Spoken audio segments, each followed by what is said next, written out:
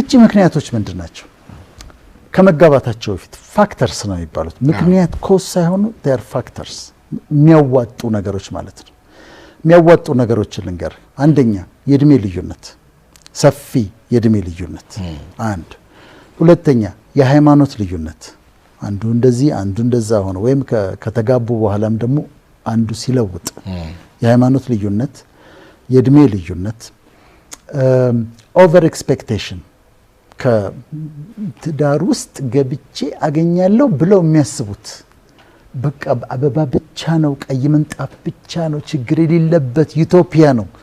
ኢትዮጵያ ማለት ኢትዮጵያ ሳይሆን ዩቶፒያ የሚባለው ምንም ችግር የሌለበት አይዲያል የሆነ ቦታ ነው። ትዳር እንደዛ አድርገው ማሰብ ኤክስፔክቴሽኖች ሲገቡ ቻሌንጅ አለው። እነዚህ ገና ኦቨር እንትን አለ፣ የእድሜ ልዩነት፣ የሃይማኖት ልዩነት፣ ኦቨር ኤክስፔክቴሽን አለ። ከትዳር በፊት ካውንስሊንግ አለማግኘት፣ ፕሪማሪታል ካውንስሊንግ አለማግኘት፣ አንዳንድ ፋክተሮች ደግሞ ከትዳር በፊት የግብረ ስጋ ግንኙነት ማድረግ፣ እነዚህ ከመግባታቸው በፊት ያሉ ችግሮች ናቸው። ከዛ በኋላ በዓለም ደረጃ ዋነኛ የፍቺ ምክንያቶች የሚባሉት ኢንተርናሽናሊ አንደኛው ኮሚኒኬሽን ችግር ነው። መግባባት፣ አርጊውመንት፣ ጭቅጭቅ። አዳምጣትም ይናገራል፣ አታዳምጠውም ትናገራለች። ቁጥር አንድ የፍቺ ምክንያት እሱ ነው። ሁለተኛ ኮምፓቲቢሊቲ፣ መጣጣም መቻል። አሁን ለምሳሌ ቅድም ባልነው ፐርሶናሊቲ ባልየው ኤ ሊሆን ይችላል፣ ሚስትየው ወይም ባልየው ቢ ነው እንበል። ሚስትየው ኤ ነች፣ ቶሎ ሰክሰስፉል መሆን ምናምን ትፈልጋለች። ባልየው ይረጋጋል፣ ትናደዳለች። አንተ ስራ አትሰራም፣ ጉዳይህ አይደለም፣ ልጆቻችን እያደጉ ነው ምናምን፣ እንደዚህ ቤት አልሰራም ትለዋለች። መጣጣም ኮምፓቲቢሊቲ ሁለተኛው ምክንያት ነው። ሶስተኛ ሴክሹዋል ችግሮችም አሉ። ከዛ እኔ ያጠናሁትን ልንገር። እኔ በሳይኮሎጂ ማስተር ሲንሰራ ዲቮርስ ላይ ነው ፔፐሬን የጻፍኩት እና በጣም የገረሙኝ ኢትዮጵያ ውስጥ ወሳኝ የሚባለው የቤተሰብ ጣልቃ ገብነት። ቤተሰብ ጣልቃ ይገባል፣ ለመፋታት ምክንያት ነው። አልኮሆሊዝም፣ ጠጥቶ መምጣት የመፋታት ምክንያት ነው። አቢዩዝ፣ በቃላት መሳደብ ወይም በቨርባል አቢዩዝ ወይም ፊዚካል አቢዩዝ መደባደብ ኢትዮጵያ ውስጥ እሱ የፍቺ ምክንያት ነው። የገንዘብ ችግር ፋይናንሻል ፕሮብሌም የፍቺ ምክንያት ነው። ችግር ያለባቸው ልጆች ሲወለዱ ኦቲስቲክ የሆኑ ሜንታል ሪታርዴሽን ያላቸው ወይም ደግሞ ዳውን ሲንድሮም ያላቸው ይፋታሉ። እንዲህ አይነት ችግሮች አሉ። አንደኛው እነዚህ ሁሉ እነዚህ የሚያዋጡ ናቸው እና ኮንትሪቢዩቲንግ ፋክተርስ ነው የሚባሉት።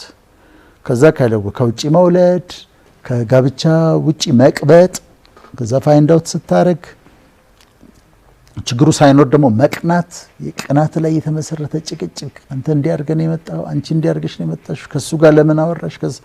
እነዚህ ለፍቺ የሚያዋጡ ኮንትሪቢዩት የሚያደርጉ ናቸው። ትዳር እንዲፋታ በፍጹም አትፈልግም። አስረዳሃለሁ። በፍጹም አትፈልግም። እግዚአብሔር ፍቺን ይጠላል። በሃይማኖትም በካውንስሊንግም ትዳሩ እንዲድን ነው የምትፈልገው። ትዳሩ እንዲድን ነው በተቻለ መጠን ትዳሩ እንዲድን ነው የምትፈልገው። ነገር ግን የሚስቲቱ ህይወት አደጋ ላይ ከሆነ ታረቂ እያልካት አንድ ቀን ባልየው ሊገላት ፖሲቢሊቲ ካለ ትለያቸዋል። እንዲፋቶስናል ከማከራ ቢያንስ ሰፕሬት እንዲያደርጉ ሁኔታውን አይተህ ከዛ ዝም ብለህ በቃ ግድ የለም ቻዩ በቃ ምንም አይደለም ቤተሰብ ያማክራችሁ this guy is violent። አሁን እኮ የምንሰማቸው ነገሮች አሉ አይደለም? ቫዮለንት እንደሆነ እያወቅ ከዚህ በፊት እንደመታት ከባባድ ምቶች እንደመታት እያወቅ አንቋት ይዟት እንደነበረ እያወቅ ይሄ ትዳር መስተካከል አለበት አትልም። እግዚአብሔር ፍቺን ይጠላል። ከፍቺ በላይ ግን ቫዮለንስን ይጠላል። ልጁ ነች መኖር አለባት። መጀመሪያ ሰው መቅደም አለበት እና እንደዛ አይነት ኤክስትሪም ሁኔታዎች በሚፈጠሩበት ጊዜ ትንሽ ተለያዩና ቆዩ ትላል። ውሳኔ እነሱ ነው፣ ግን አብራችሁ መኖራችሁ ግን አይመከርም ትላል። ትንሽ ተለያዩና ብያውቃለሁ ነው ሪሊጂየስ መፋታት ይጠላል ብዬ ማምን ነበርኩኝ። ግን ካሊፎርኒያ አካባቢ ነበር የምትኖረው፣ ነርስ ነበረች፣ በጣም ደስተኛ ነርስ። ከዛ አንድ ቀን ሲሄድ በየአመቱ ሄድ ነበረ። ባለቤቴ መጣ አለች። ውይ እንኳን ደስ ያለሽ አልኳት። በአመቱ ሲሄድ ባለቤቴ ይደበድበኛል፣ ይሰድበኛል፣ ተለያየን አለች። እንደዛ አደጋ ካለው አሁን ባለው መሰረት አይ ቲንክ ትንሽ ጊዜ ብትሰጪውና እንደዛ ብትቆዩ አልኩኝ። የቤተ ክርስቲያን ሽማግሌው የተሰበሰበው እግዚአብሔር ፍቺን ይጠላል አሏት። አረ ይደበድበኛል፣ እግዚአብሔር ፍቺን ይጠላል፣ ይሰድበኛል፣ እግዚአብሔር ፍቺን ይጠላል። አገልግሎት ደግሞ አላት ቤተ ክርስቲያን ውስጥ፣ ከፈተሽ አታገለግይም በፍጹም አሏት። አረ እባካችሁ። ከዛ ተመልሳ ገባች ቤት ውስጥ። በሁለት ወሩ በሁለተኛው ወር ቤዝመንት ውስጥ ቤታቸው ትልቅ ነው፣ ከታች በገመድ ራሷን ሰቅላ ተገኘች። ለምንድን ነው መሞት ያለባት እቺ ሴት? እንዴ ሌላ መፍትሄ እኮ መፈለግ አለብህ እያስረዳች እንዲህ ነው እያለች ከዛ ግን አይቻልም በቃ መኖር ነበረባት። እግዚአብሔር መኖሯን ይፈልገዋል። ምርጫ ያጣች የቸርች ሰው ነች። ቤተ ክርስቲያን ውስጥ ማገልገል ትፈልጋለች። ፌሎሺፕ አላት። ሊያገሏት ሊሆን ነው። ስለዚህ ራሷን አጠፋች።